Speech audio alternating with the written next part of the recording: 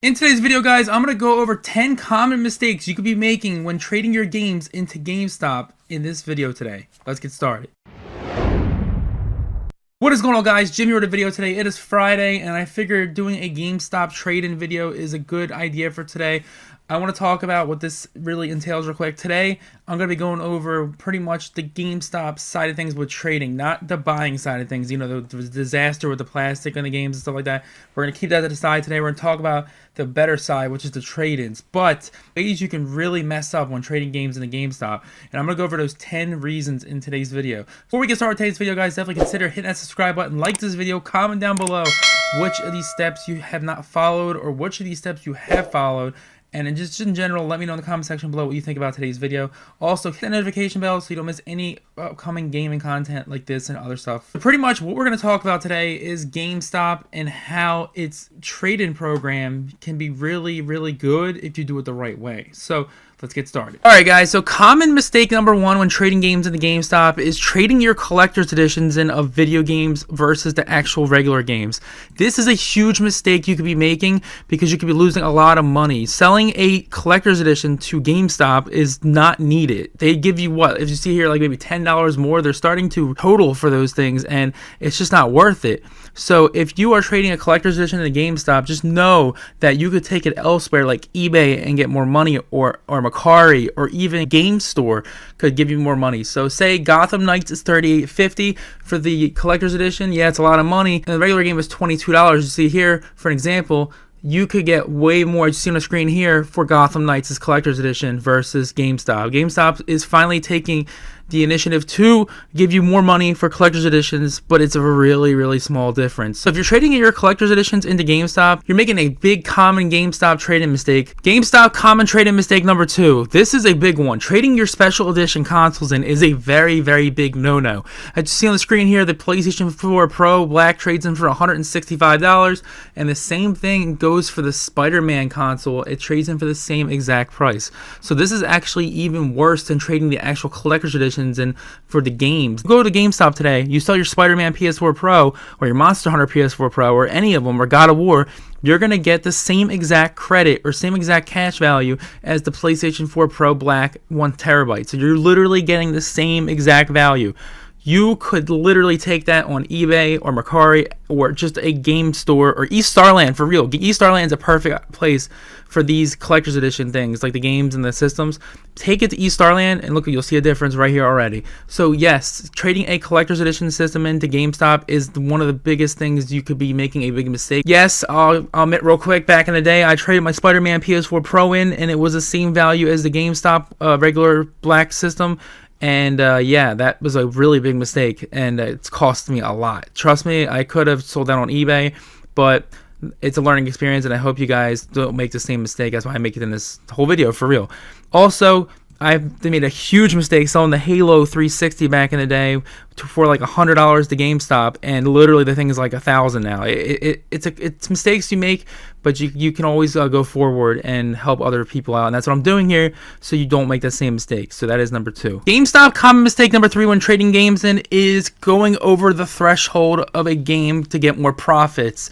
This is a huge issue, and this could cost you so much money. Let me tell you why. This is the only way to get suspended from trading games in, or even worse, blacklisted from the store. And this just takes your PowerUp Rewards membership and turns it into pixie dust. Pretty much, well, dust. But what I'm trying to say is, don't go to Best Buy, buy 4 Call of Duty games, trade them into GameStop expecting to be getting the extra credit and extra money by flipping and profiting, because you'll be flagged. Too many people are doing this, and they just are getting more and more aware of it. Now, for the most people that are watching this video today, I'm sure you guys don't trade in for the same games to get extra money, because it's definitely a red flag, and you definitely could lose your membership, or better yet, be blacklisted. I don't want that to happen, you guys. I think it's 3 per month of each game. So you see 3 Mario parties on here, for example. If you have 3 of them from Black Friday and you're trading them in to make a profit, you better go elsewhere. The best thing to do to be safe is to trade in 2. 2 is fine. 3, it's either 3 or 4. I'd never ever go into 3. Even if it's a game you can flip for a lot of money, I just stick with 1 or 2, and I barely do this anyways. But I'm saying, if you want to make the most out of your games and money, you make sure you do not sell 3 of the same games. The best thing to do is spread the games out, sell them per month, sell them the next month. Just make sure, guys, you do not follow the mistake that a lot of people are making by getting banned and blacklisted and all kinds of other stuff. This is one thing I've never done. I've always stuck with 1 or 2. I've always gotten the anxiety of selling 3 games and getting flags, so keep that in mind. GameStop common mistake number 4 when trading video games in: not being a PowerUp Rewards Pro member. Now, I know you're going to write in the comment section, some of you are going to write in the comment section that this membership is a scam and this membership is stupid and pointless. I do say it's pointless if you don't buy or trade into GameStop at all. That makes sense. If you're someone who trades in games in like each week or each month or even each year, like a bunch, this can really save you a lot of money in the long run. I'm going to tell you why. So the only thing I can agree with when GameStop employees ask you questions is, are you a PowerUp Rewards member? That's a very important thing. That question is actually very beneficial to you and your gains from trading in games in. Now, I know the 10% off used game thing is the thing in the past. We talked about this before when you buy used games. But the $5 rewards every month is actually good if you're looking to Pokemon cards or a game, because this actually counts on new things as well. This may be a better option than before, but the reason I think it's very important to be a PowerUp Rewards member in this part of the thing is because this GameStop PowerUp Rewards Pro membership, when trading games in, gives you an extra 10% on every single trade any given day at any given time of the month or in that year. So for $15 a year, if you are a person who trades in video games a lot, this $5 rewards thing each month adds up to $60 a year. So you're already getting way more than that $15 you're paying for the whole year. Also, it gets even better when you are trading games in for the extra 10%, because that 10% could really help you out when trading games in. Say you trade in $500 worth of games and it comes up to $500. You're going to get $550. You already made way more. Now, this is very, very beneficial for big trading deals. I wouldn't say this is for like games, but it still helps. GameStop common mistake number 5 when trading games in: trading in 3DS and Wii U games in 2022 is a big no. Let me tell you why. I repeat, do not trade your 3DS or Wii U games into GameStop in this time and age. Don't trade in next year. It'll be even worse, because these games trade in between $1 and maybe $20. Now, this is because GameStop is getting rid of their Wii U and 3DS games, and the prices are becoming lower and lower to the point it's on its way out, like the GameCube games were several years ago. 3DS is arguably one of the best Nintendo systems with the best exclusives there is. Trading in the Professor Layton, for example, in the Azran Legacy, trades in for about $13. Now, it does look good on paper, but let's take a look at eBay real quick. You can get over $100 for that game, and Starland only gives you about $100 as well. You trade your 3DS and Wii U games in, you are literally just giving them away if you're trading them into GameStop at this point, because I highly advise you to take those games elsewhere, like a local game shop or even the internet. But like I said, Starland will give you way more, as you see on the screen here. Imagine trading in a Professor Layton game in for $10 and you could have gotten $100 the same day. Don't fall for that. That is not worth it. GameStop common mistake number 6 when trading in games in: not trading your games in during a most wanted trade-in deal. This is a very, very important step when trading your games in. Let me tell you why. This is something we call a stealth bump in the gaming community, but most likely you're going to see as most wanted trade-in on the website. This is one mistake I used to make so many times over and over again back then in the day. Trading your games in without any stealth bump, aka the most wanted trade-in deal, or any promotion, is big money loss at GameStop. Like, you are losing so much store credit at GameStop if you do not trade in during a certain time. That is very important to wait for that certain moment to trade your games in. For example, if you see a game like Mario Kart 8, it is 22 or something right now, I see the screen here, in a certain weekend it could be 40 or even more. I remember a couple weeks ago or a month ago, I made a video about games, how they went up in price and the trade-ins. This is one of the videos I did where I was talking about the GameStop trade-in deals, and this video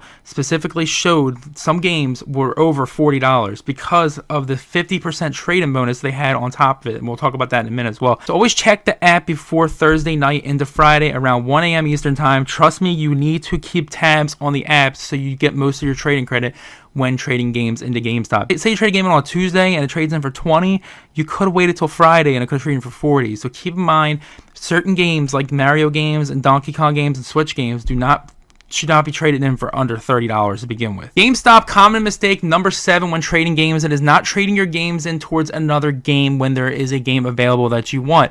So keep in mind, if you are trading a game in, as you see right here, towards Tiger Woods 23 or the Midnight Suns or Bayonetta 3, you're going to get an extra 30%. Now, this is actually interesting because they used to give you 20% on any given day for this, and an extra 10 for the PowerUp Rewards Pro membership you see at the top. That gives you 30%. But this is something GameStop is doing right. right. They're giving you 30% extra base value, and then they're giving you the extra 10% to make it 40%. So initially, if you trade any game in right now towards these games or any new games, it's going to give you 40% extra. So it's almost a 50% trade-in deal, but it's on any given day, which is awesome. Now, keep in mind, this is very important because if you trade your games in, sometimes the GameStop employee might not even tell you there's a trade-in deal towards a certain game. You might just get the base credit and you'll lose out on it. It's a very big mistake that a lot of people make. GameStop, common mistake number 8 when trading games is taking cash over credit if there is a trade-in deal going on. Like we were just talking about, make sure you trade your games into where the game's coming out if you are wanting to get extra store credit and buy games. But keep in mind, like I just said, I kind of briefly explained it, taking cash over credit, if there is a trade-in deal, keep in mind, you are going to lose the whole trade-in bonus. You're going to lose the 20% because you get that for less when you get cash. So you're taking, say you get 20 for a game and there's a 40% bonus that gives you what, $28. You're going to not only take that $8 loss from the extra trade-in bonus, but you're also going to take an additional 20% off. When there's a trade-in deal and you want cash for your games, unless you really need the cash at that moment, do not take the cash because you're going to lose the actual store credit you're going to get at GameStop, and on top of that, you're going to lose 20% more. Instead of $28, you're going to go down to about $16, I think. So yeah, that's pretty bad. Taking cash usually is a 20% loss on any given day, but most may not know that there is a trade-in deal going on at the same time. And if you think you're going to get those games at the same time, take your time and look into the other deals before taking cash because you could be losing a lot of store credit on other games you want to get. Very important to not to take the cash over the credit if there is a trade-in deal going on. GameStop, common mistake number 9 when trading games, it is cash same as credit deal is very tricky. Now, this isn't the same exact thing I was talking about previous when you take cash over credit when there's a trade-in deal going on. This is what I mean by this is there's a rare occasion where they give you store credit and cash the same value. This deal is very rare. It's pretty much when like there's a game that's $50 or something, or like, you know, see on the screen here, it could be the same price as cash and credit. It's very rare, but it happens, and it's very, very hard to pass up because say the game's 50 in cash, it's 50 in credit. You're obviously going to take the cash, but let me tell you why this is a tricky situation. So say there's no promo going on and it's cash or credit. Take the cash and definitely don't do anything else. But if there is a promo, just like we talked about before, going on during this, you're going to lose on that promo if you're trying to get cash with that because you can't get both. So pretty much, you get $50 for the game, cash and credit.